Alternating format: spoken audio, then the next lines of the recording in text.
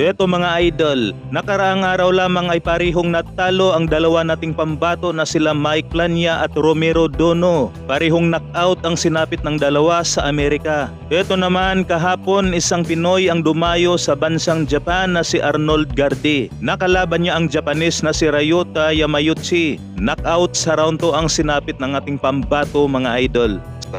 Cornelius. So, One corner moves. He's watching it out.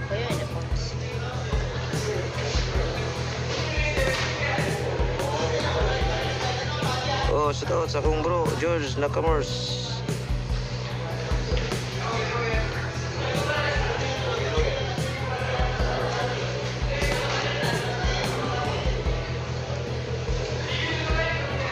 Kahit posisyon ako hindi ko masya-isa kasi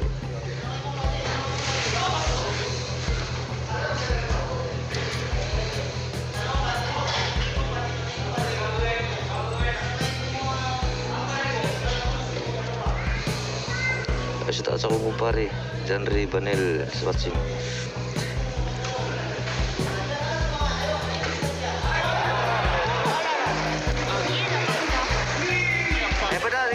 Kaya na. Gigi.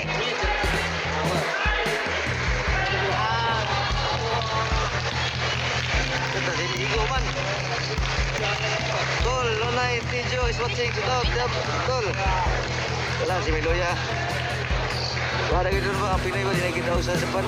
Alana berkamot lang. Samantala, Batang Yagit o yung tinatawag nilang Laway, muli na naman itong bumanat kay Albert Paggara. Sinabi dito sa post ni Batang Yagit mga idol, buti na lang daw na umatras si Paggara sa kanilang laban. Dahil kung di daw ito umatras si Paggara, pupulutin nga raw ito sa kangkungan.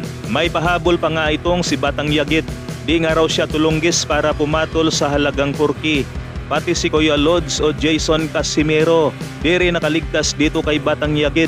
Pinost din niya itong si Casimero sa kanyang FB page mga idol. Sabi naman niya rito kay Casimero, balita ko malakas daw to, totoo ba? Pasabi nga laban kami, may partida siya 2 kamay, sa akin 1 lang. May pahabol pa ito sa ibaba na ayaw na raw niya kay Paggara lumaban dahil masyadong kuripot. Para naman sa mga hindi pa po nakakaalam mga idol na dating pro boxer itong si Laway. May record nga po itong 1 panalo, 8 talo at 2 tabla.